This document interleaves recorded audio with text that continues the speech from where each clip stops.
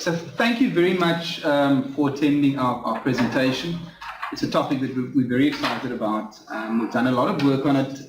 It was first presented at the Actuarial Society of South Africa's 2014 convention. It was a collaborative effort between the authors and many parties that contributed to the research.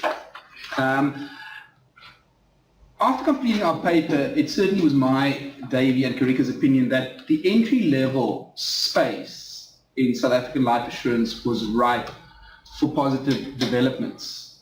We believe that we should see access to larger levels of cover for clients. We should see better value for money for clients. A wider variety of products need to be sold into that space.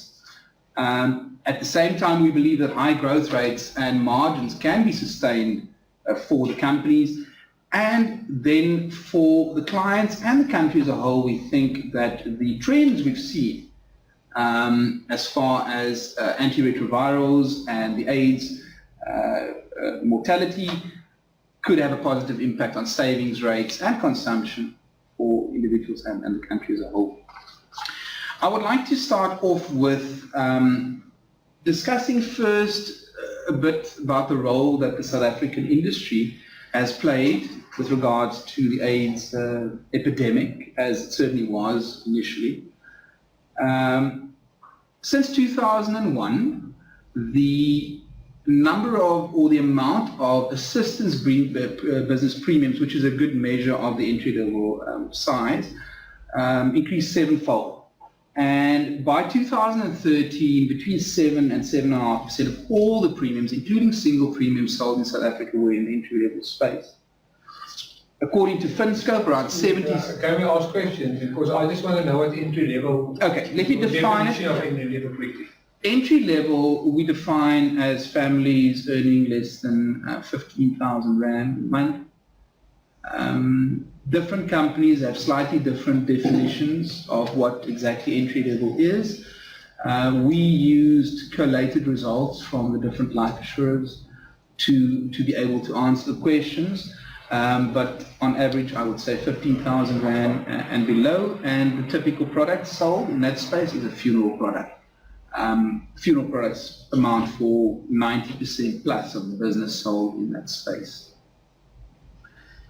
According to FinScope, almost 80% of South Africans by 2013 had some form of funeral cover, and more than half from formal institutions like life insurers or banks.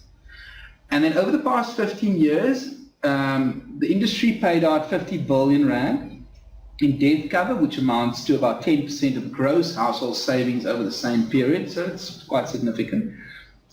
And the current sum assured in that space is around 200 billion Rand, which is around 27% of entry-level household income, and 3.5 times the latest gross household savings, according to the Reserve Bank. So it's a good start, but we believe that a great deal more can be done and should be done, especially in the light of improved mortality experience. And Davy is going to take you through some of the recent trends in South Africa. Thanks, Marius. I'm just going to stand up. So at the Actuarial Convention, we asked the actuaries there a number of questions. So starting with this question, so what was their general perception within their organization regarding AIDS mortality trends? One, the AIDS epidemic is getting worse. 2, there have been small improvements. 3, the improvements have been large. And 4, AIDS mortality is about the same, or they were not sure. So I guess not too surprisingly, most actuaries acknowledged that the improvements in AIDS mortality had in fact been large. So how has the AIDS epidemic progressed over time? So the first reported HIV death occurred as long ago as 1985 in South Africa. And from that point, HIV progressed very rapidly so that by 2001, 9.3% of the South African population was infected. This caused population death rates to rise rapidly and to peak by 2005, with a corresponding decrease in life expectancy to a low of 54 years over the years 2003 to 5. Since 2005, there has been a marked improvement and reversal of those trends. And the primary, and I should say that improvement even exceeded actuaries' expectations as per the most recent Actuarial Society model, the ASA 2008 projection model. So what has been the primary driver? So the primary driver is explained by this graph, which shows the number of patients receiving antiretroviral treatment in South Africa, which has been really climbing quite rapidly since 2004. Can one say that's the only driver? There probably are other drivers. So certainly, improved public health, although that's a debatable question. But I think more access to basic services, I think, all do contribute. Yeah, we think the strongest driver is, in fact, the availability and access to the drugs. What I would also say, though, is that there is an additional contributing factor which is also related to the drugs, and that's the ease of being able to take the drug. Initially, you had to take 3 or 4 doses a day. If you missed them, if you skipped some of them, the efficacy of the ARTs reduced meaningfully.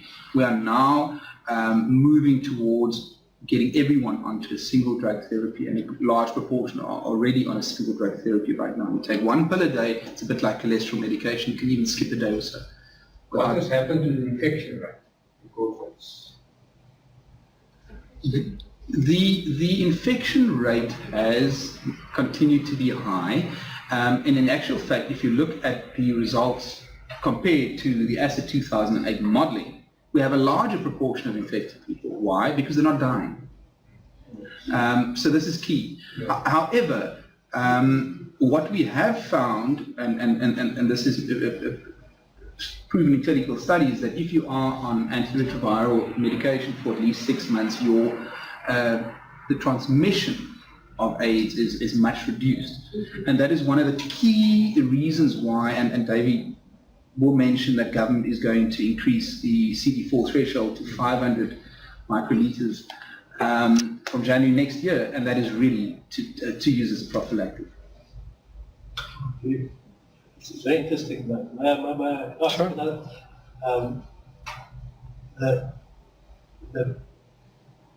Do you have any indication of the space? You talk about the 15,000 less space.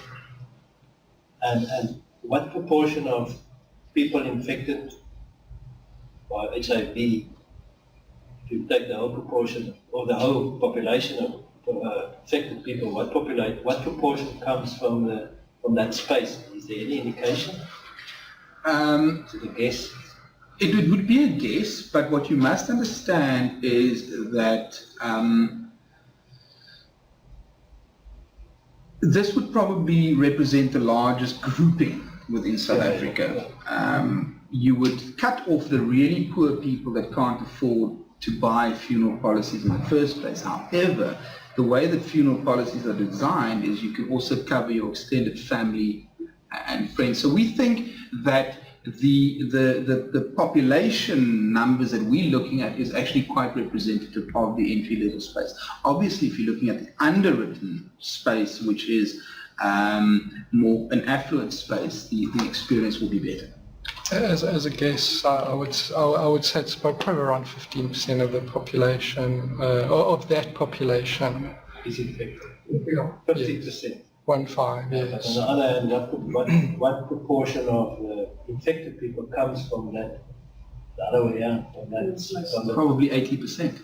If not more. No, between 80 and 90%, but that's a guess. Yeah. Sorry for both of you. No problem. Okay, so here we show the budget, the government budget for fighting HIV/AIDS, and that has increased quite strongly from around 5 billion rand in 2006-07 to 10 billion rand 2012-13, and this is projected to continue to increase, although at a slower rate, to exceed 15 billion rand by 2016-17. So it's this increase in budget that has allowed access to the treatment to be expanded over time, and that, as Marius alluded to, that CD4 qualifying threshold was increased to 350 cells per microliter in 2011, and it will be increased further to 500 cells per microliter in 2015, on the 1st of Jan of 2015, I think. And with that treatment to become prophylactic. So the access to drugs is much easier, and a bigger proportion of people are now will have access to treatment earlier on in the progression of their disease. So at the same time that increasing resources have been allocated to fighting the scourge, the actual cost of treatment has been reducing. And there's been a 22% reduction in the average first-line cost between 2008 and 2012.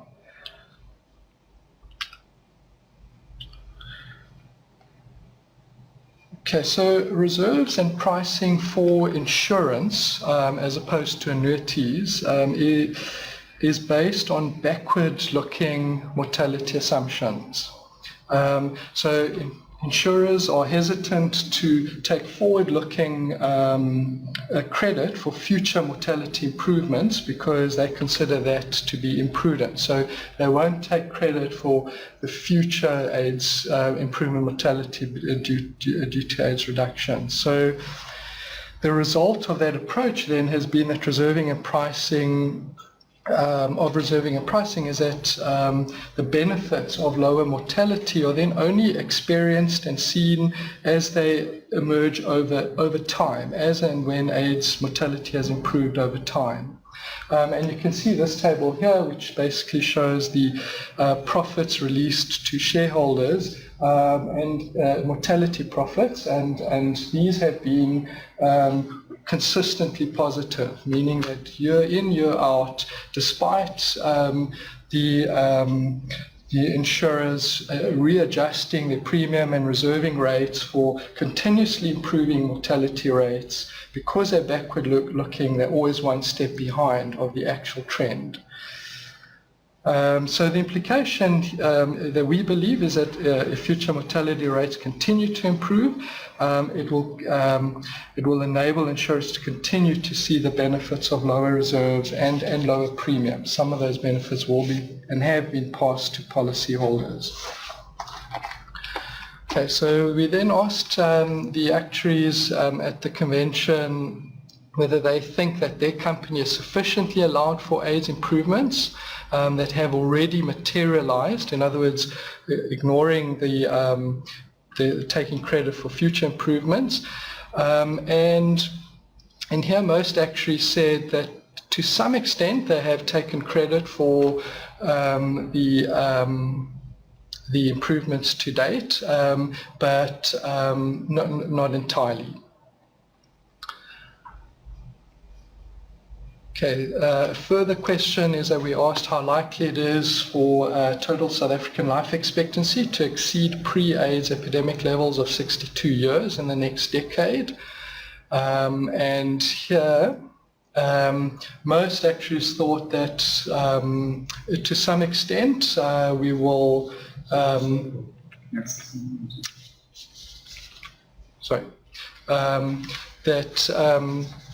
so most actuaries here thought that there will be improvements in life expectancy, but it is going to be dependent on government programs. and a fairly significant proportion, 35%, said that believe that it is highly likely we'll get 62 years. And in fact, that is the correct answer. So in our modeling, we have used projections from a model called the Thembisa model, which was introduced recently in a working paper by Lee Johnson, who works at the Center for Infectious Disease Epidemiology and Research, and he's a well-established actuary and epidemiologist in South Africa. And this model that he's been working on, that he and his team have been working on, overcomes a number of shortcomings in the commonly used Actuarial Society of South Africa 2008 model that I mentioned earlier, and also widely used spectrum EPP projection models. So in our projections, we considered three bases. There's a baseline base, which is based on current government policy. In other words, that you get treatment based on the CD4 threshold of 350 cells per microliter.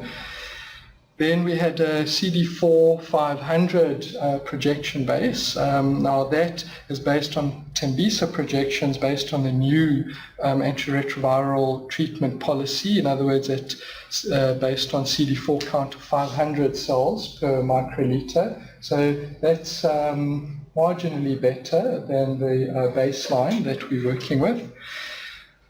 We then also have a conservative basis. So the conservative basis is our estimate of the current mortality basis currently being used by insurers in the funeral market as their best estimate for reserving and pricing. So when we approached companies to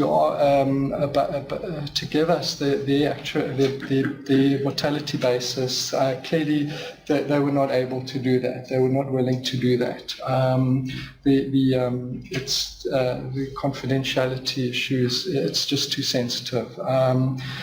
However, what they were willing to do for us is tell us whether our estimate was either too high and to what extent it was too high or too low.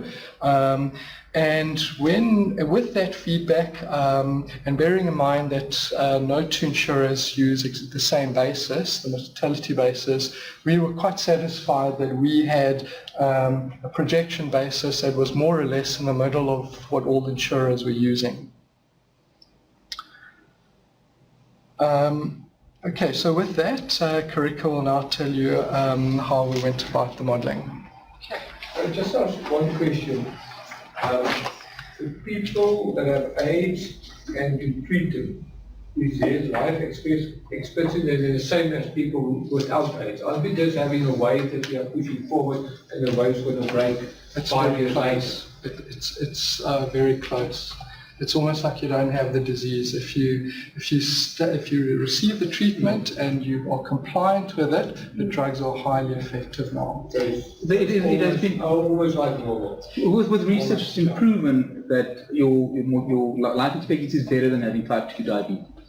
So they're comparing it to a chronic disease that you have that you can manage through medication, which is Well, it's important. I mean, you just put it on, then reach you 10 years later. Yeah. Okay, I'm going to talk about the modeling. We attempted to generate a portfolio of new business policies that we felt had similar characteristics to the typical business sold in this entry-level market.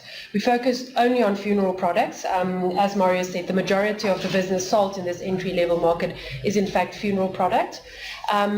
And then we also focused on new business only. Okay. In generating this portfolio, this typical portfolio of policies, we tried to achieve an age gender, and dependent profile that is similar to the products sold by the insurers in the market.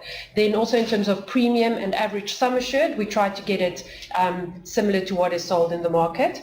And as Davy mentioned, on the mortality assumption, that is our conservative assumption, we feel that is a reasonable representation of what insurers are using to price these types of products. And then other assumptions like your expense assumptions and your lapse assumptions also try to get that to be representative of what these companies are selling in this market. Now, then we use our model, essentially a discounted cash flow model, to test how the different mortality scenarios would impact your new business profit margin. When I say new business profit margin, it's essentially the present value of future profits over the present value of future premium. So the percentage of every premium that would emerge as profit over time. Okay. We did not calibrate to market data. We wanted to, but unfortunately we could not get sufficient information from the insurers because of confidentiality reasons. However, we aim to get a new business profit margin of 8%. That is net of tax and net of cost of capital, and we believe that is a reasonable representation of the new business profit margin of these type of products in the market. We do recognize that persistency is often more of a driver of profitability in this market than mortality. So in addition to just checking the mortality assumptions or the different mortality scenarios, we also checked different lapse scenarios to see how our results would differ if persistency is different.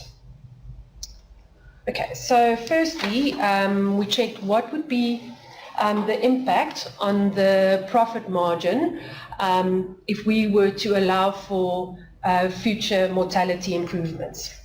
So that 8% is our profit margin on our conservative mortality basis. As you can see, when we move to the baseline scenario, now the baseline scenario is the current government scenario that allows for ART rollout on the current government policy and allowing therefore for future mortality improvements. That profit margin increases by 60% from 8% to 12.7%. And when we look at the CD4 500 scenario, which is the scenario, the government policy from Jan, that increases slightly to 12.9%. Given the similarities between the baseline scenario and the CD4 500 scenario, our analysis only focuses on the baseline scenario from here on. Now, if, as I said, persistency is often more of a driver in this market than mortality. So if we say assume that lapses are 20% higher, our 8% would drop to 4% under using our conservative mortality assumption. However, if we then use our baseline assumption, we could maintain that 8% profit margin, even in a scenario of higher lapses. So it's one of the questions that we asked at the convention. Do you think that mortality improvements in recent years and going forward could drive higher profits, lower premiums, or higher sum assureds? Okay, and then the majority of people answered yes. They believed so, but quite a big chunk, a third, said no, that there were other factors that will more than offset the expected mortality improvements. And I suspect these other factors, given the discussions we've had with the insurers, mostly refers to lapses, persistency.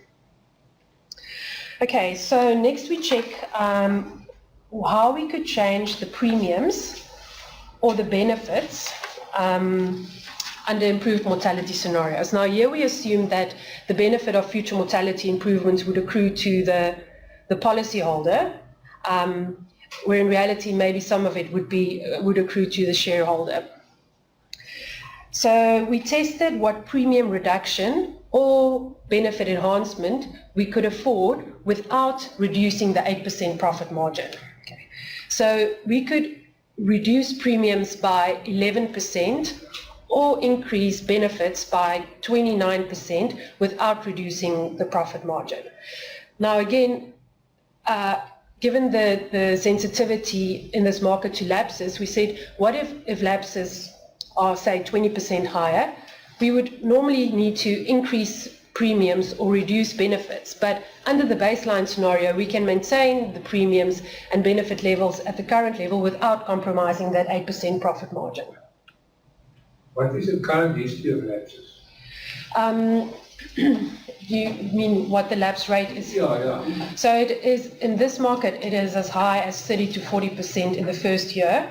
So almost more than a third of your book tend to lapse in the first year, and then it gradually decreases to between 10 and 15% per annum going forward. Depends on the company, but that's like more or less.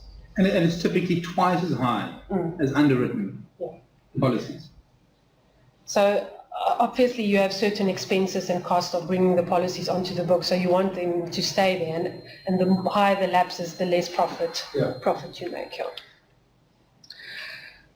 Okay, then we looked at alternative policy designs. We considered a cashback benefit, a surrender value benefit, premium waiver, and then a premium holiday. Again, we assumed that the benefit would accrue to the policyholder. We tried to maintain that at 8% profit margin, and then we looked at each of those policy designs in isolation, one at a time. So firstly, we considered a cashback benefit. Firstly, we added a cashback benefit to our typical portfolios. And to do that, we had to increase our premiums by about 10%, and that gave us a cashback benefit of 6 months of premiums every 5 years. Okay.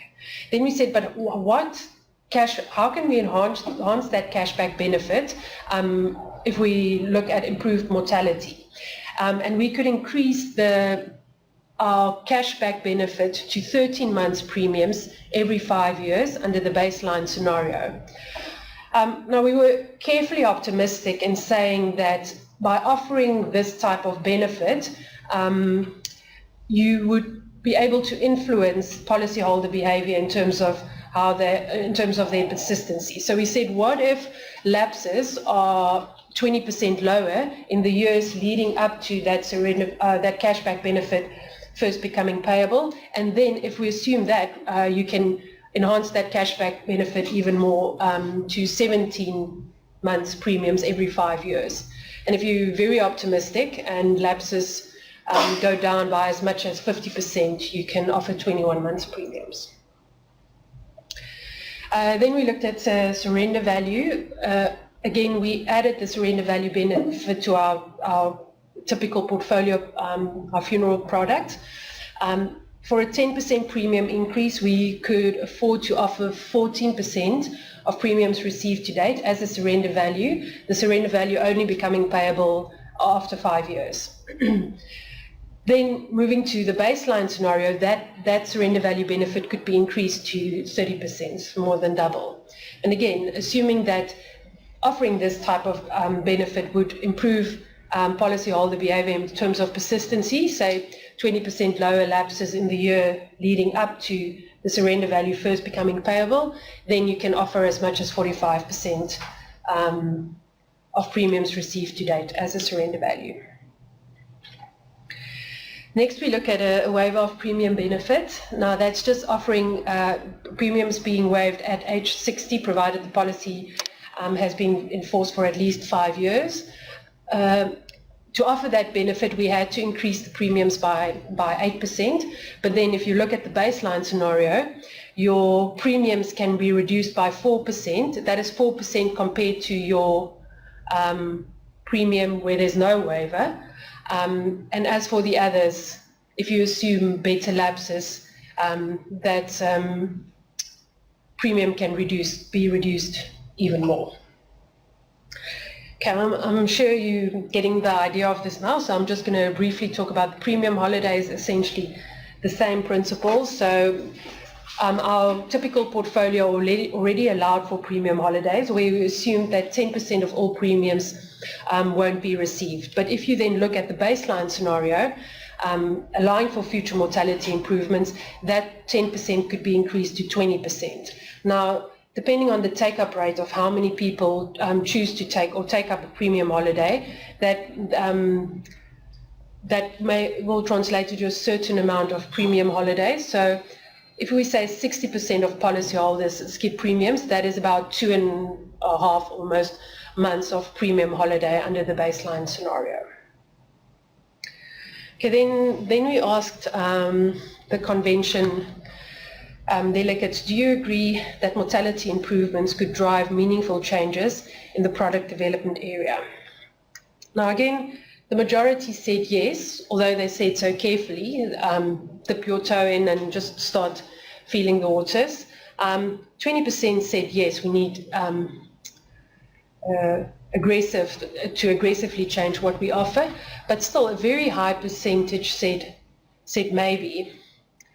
And I suspect a lot of the answers to that one is actually in line with the feedback that we got from the life insurers, in that they are attempting to offer some of these products, but that the take-up rate of that, or the fact that lapses continue to be high, remains a challenge for them. Okay, I'm going to hand back to Marius now to take it from here. Okay. So immediately we asked them another question, and in this case we wanted to know whether underwriting approaches, cover of products in the entry-level market could change, and the results are as follows. Sorry? The majority of people felt that there would be some changes to these questions. The biggest proportion said maybe, but there is resistance to underwriting, etc., etc. However, a lot of people are positive, more than 50%, that there would be changes. So let's just move on to the next section where I answer some questions. Now, post-sale underwriting, let me just explain that to you quickly. The typical funeral policy is not underwritten, so in other words, no questions are asked about your state of health. There's no medical exam, there's no AIDS test, etc. So the insurer has no additional information about how healthy or sick you are, and therefore the rate that you receive is quite poor. You pay a high premium for relatively low cover.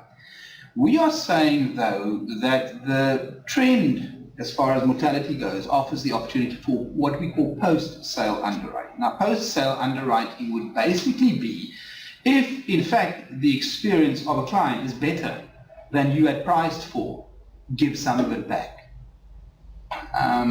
But you only give it back once you see the evidence of the improvement. And what we're saying is that our research is showing that even where we stand right now, improvements that have already been delivered but not yet priced into premiums will be emerging. And we believe more of it will be emerging, so we think there's room for post-sale underwriting across the board. And the mechanism for this type of post-sale underwriting, in our opinion, should be by looking at things like cashbacks and also surrender values on these kind of policies. The second issue is that there has been a traditional reticence to being underwritten in the entry-level space. It might have to do with these questions that you have to be asked. It might have to do with the fact that you have to undergo an AIDS test to be able to be underwritten. And typically, people didn't want to do that, and therefore the insurance company didn't really push the point that much.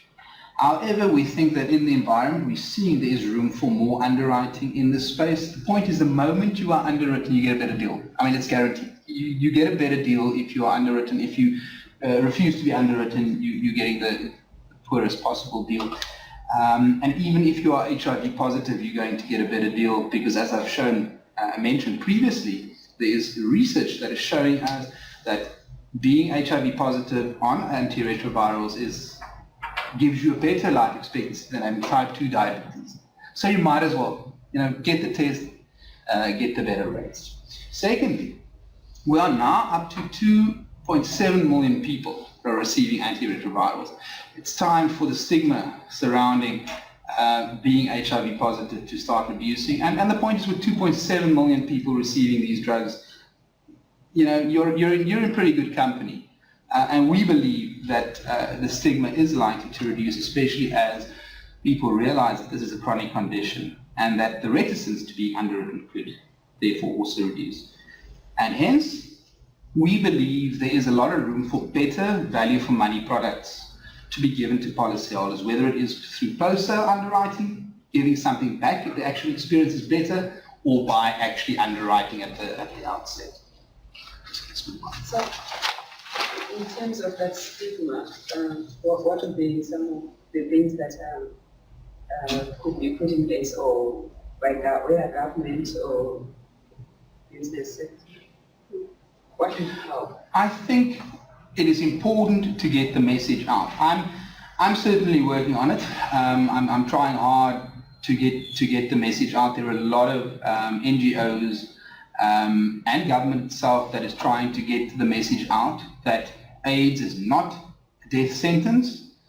AIDS is a chronic condition, but a lot of people are not yet aware of this. So we are doing as much as we can to spread the message that the best thing you can do is find out your status and get onto treatment as soon as possible. You can get onto treatment for free.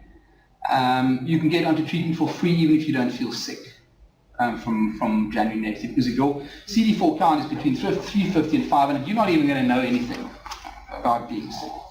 You're not going to show any symptoms. I think the stigma more because of how people see you as a acquired it. That's what we need to deal with. Yeah. And I agree. That there is a stigma maybe around your promiscuity and things like that, possibly. However, I personally think the stigma is more related to the fact that this kills and it's infectious. I think that's where it started. And if we can get the message out that it doesn't have to kill, and it doesn't have to, it's not gonna jump to you because you're in the same vicinity or even in a relationship with someone. So I think there are different types of stigmas, and I certainly think that stigma can be addressed more aggressively. This section talks about the level of cover. We've seen that more people are getting funeral policies out there and paying for funeral policies, but the typical funeral policy, as a matter of fact, 75% of the funeral business out there gives you cover of only 20,000 Rand or below. Now 20,000 Rand and below is maybe sufficient to pay for a funeral, which is what this was intended to in the first place. However, we're seeing more and more people buying 2, 3, 4 of these policies because there are other things to be dealt with at the time of death than simply a funeral. And we think it's time that more people get higher cover so that when a death does occur, it'll be more than paying for the funeral, but there will be something left behind for the family to look after them as well. And we think that the kind of improvements we're seeing in mortality will allow increases in sums assured to occur. I mean, the first issue is, you ask the life assurers, why don't you sell larger sums assured to, not underwritten, to the entry-level space? And they tell you, well, there isn't a great take-up. But I promise you, the stock standard policy they sell is your 20,000 Rand life cover. They, when the broker or the agent comes to see you, they're unlikely to even mention that larger policy. I'm saying, stop that. Start going to your brokers and say, sell the 100,000 policy, please. That's the one we want to sell. Because buying 100,000 Rand sum assured policy is so much better value for money than buying 5 20,000 Rand policies because of the inefficiencies associated with that.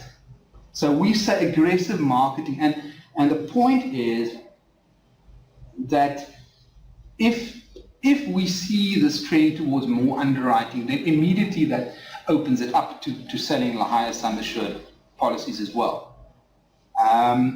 Then we say that a funeral policy as it stands right now is a one-way bet.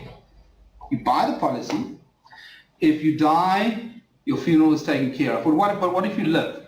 What do you get out of it to stay with that policy if you live? As a matter of fact, if I have a funeral policy and suddenly, I have another priority to spend that premium on, I can stop paying that premium, say 100 Rand a month today, and I can come back 6 months from now and I'm still going to have to pay 100 Rand. It's not going to, the opportunity cost is just that I'm not covered for the period that I don't pay the premium. There's no opportunity cost in the sense that the premium is going to go up like normal life insurance. What we're saying is change the value proposition. And we believe through innovative product design, you can allow benefits to accrue to people that survive. Cashbacks, sums assured, waiver of premium benefits. So that people will be more inclined to buy larger policies and stay with it, because it's not just a one-way bet, it's a broader value proposition. And then the other issue, of course, is simply because mortality is improving, you should be able to get a higher sum assured for the same premium in a better mortality environment. If you move on, please. So coming back to this whole cashback and surrender value policy. Now, let me paint the picture for you. So what we're saying is, we have no doubt that all of the policies that are currently in the market, every single one, premium is too high. Every single one. Because what has happened over the last 2 years to 18 months has not yet been factored into the price. And the policy changes have not yet come through into future experiences. So every policy is charging you too much. There are reserves that will build up and are building up, and we need to decide what are we going to do with these reserves. The easy option can be, let's just give more to the shareholders. I mean, it's important to keep your earnings growth up and your share price up. That would be unwise, because you have a long-term future in this industry, and it's better to give your clients better value for money. So we say the surpluses should be spent to a large extent to benefit the clients out there, and in the process it will also benefit the companies through healthy growth rates and margins being sustained. But we say don't just go for the easy option of dropping premiums or increasing sum assured, because there's an elephant in the room, which is persistency. You're losing half of your policies within the first 5 years. They're gone. And those half of the people that are gone receive no value from the money they spent. And as a result, everyone has to pay higher premiums than they really need to for the cover they receive. If we can get lapse rates down in line with what typical life insurance lapse rates are, there is so much more value of money that can be offered. And we're saying that this tailwind of mortality experience should be used to encourage better behavior, and that's why we're saying bring in cashbacks. Every 5 years, bring in a surrender value after 5 years, which encourage people to stick with their policies, because it allows even more value to accrue to them. We've got 5 minutes, okay. Let me move on quickly then to the next question. And let's just look at the answer there please.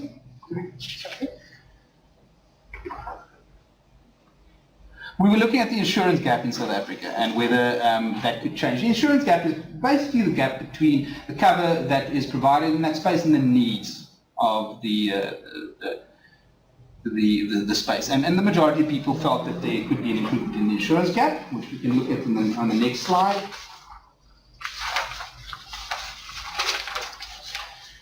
We do believe that penetration is likely to increase in the space through the help of an increase potentially in sum assured, certainly reduction in premiums, and then more importantly, we do think that if we can come up with innovative designs for policies, it could increase demand from the space out there. If it's more value and balanced value proposition type of policies, people are likely to go out and buy more of it. And also, if we provide something like cashbacks, it could be reinvested potentially. As I said, the insurance gap is the difference between what is covered in that space and what is needed. And according to ACISA, they do a regular insurance gap study. They have different income bands. We've only looked at the bottom 4 income bands, so that is people earning less than 111,000 rand per annum. And in that space, the insurance gap is 55%. And what we said is, let's take the sum assured increase that Carike illustrated earlier on of 29%. So keep the margin the same, you can actually push up your sum assured by 29%. And if we did that, under a set of simplifying assumptions, the insurance gap could decline from 55% to 42%. Let's move on. And again, this was a persistency question, and some people did believe that persistency could improve, but a lot of people believed that it wasn't going to. And I've discussed the persistency issue to some extent before. What we show you here is that the persistency or the lapses of these entry-level policies more than two times what it is for typical insurance companies. And we believe that with these product designs, you could actually improve the persistency experience and offer better value for money. And then we asked the audience another question about how likely it is for cashback benefits to be reinvested into savings products. And as a matter of fact, a lot of people felt that it was unlikely. So, we got to the point in the presentation where the audience didn't kind of agree with what we were saying. But what we did do in the next slide is we said, let's have a look at savings in South Africa. And let's have a look at specifically the surrender value policies that we discussed before. Let's only look at them. Carike showed us that a surrender value of 30% of premiums could be offered under the more improved mortality environment. If lapses improved, that could go up to 45%. So we did an illustrative example where we allowed, magically, for every single entry-level policy in South Africa to acquire a surrender value today. And it's a surrender value equal to around 40% of accrued premiums. And if that were to happen, and as we said before, the mortality improvements and somewhat of an improvement on the lapses could deliver that, would increase gross savings in South Africa by 8.5 billion rand per year, which would have increased the gross savings in South Africa in 2013. That's the gross household savings, not just the entry level, but all household savings by 15%. And then just finally, the entry-level space is an important one for the life insurance industry. Over the last 5 years, if you look at just recurring premium policies, it went up from 40 to 45% of the business they sold, and half the business based by profit. So it's an important space for them, and we think it will continue to be an important space for them, but we think it's important that they, instead of just taking the profits to shareholders, they reinvest it in helping to grow and develop this space, because this space is going to be the main driver of growth in the long term. And that was the presentation. The final question was about the impact, and most people believe that the impact will be very positive, but must be utilized properly. So I thank you very much for spending the time with us today. I had to rush a bit through the last bit. Just if you have a look at the last slide, please, Carike, just a bit of self-promotion. Please go have a look at my blog. I discuss these issues and other topics in this blog, and I really value interaction and comments, so that would be very much appreciated. So thank you very much, guys. There's a few minutes for more questions, so I think we have like a minute or so. So if anyone has any more questions. One of your last remarks, do you think the insurance industry will buy into it and rather not giving the money to the shareholders? And what is your perception about that? My perception is that they will take some of it to profits. However, there is a lot of pressure on them, and the pressure is now building. It is becoming more and more public knowledge, and there have been a lot of interesting policies launched in the last 6 months, which are starting to speak to the kind of things we are talking about. But there is definitely a risk, you know, in South Africa, the JSE just goes one direction, just goes up and up and up, and you know, the thing is, a high share price puts a hell of a lot of pressure on a company to continue delivering. And ironically, we probably need a bit of a correction to just, you know, reduce the pressure. But what I'm saying is, once again, we, you know, through a process of education, it's important that people realize this trend that is happening, so that they can be informed and can demand what should be coming their way. Just in terms of what we've seen, one of the large insurers has actually launched a funeral product. Well, many of them actually have some cashback benefits. For example, one of the large insurers launched a product now that is essentially a savings product for the entry-level market. So they do recognize that there is a need for it, but we do see also their feedback in that the take-up rate of these type of products where you offer something like a cashback is not necessarily as good as they would hope, and it doesn't have necessarily that big an impact on the persistency. But I mean, I think Marius also said that maybe they need to market it better, maybe need to price it better, and so on. So we are seeing the products in the I'll just make a comment. I've got 60 people working for me in that area, and this is basically just too sophisticated for them. Yeah. And they are they like immediate, to tell them they're going to get something in 5 years' time, it's just, it doesn't make sense, because we have money needs now. Yeah. So it's a difficult market, and it's, you know, it's, and on the age front, I lost 3-4 people a couple of years ago, they stopped completely. You know, I haven't lost someone with age for about 4 years now. So it has to, and I don't think it's a drought, I think it's just more awareness that we have. So I mean, your figures show that the mortality definitely come down. But it is a combination of that, of awareness and drugs. Also, something on cashback, maybe 5 years is too low. Maybe they should reduce the periods, but reduce the amount of the cashback as well. The Old Mutual just launched a 3-year cashback benefit as well. So, you know, look, I think many different iterations are and the examples are possible.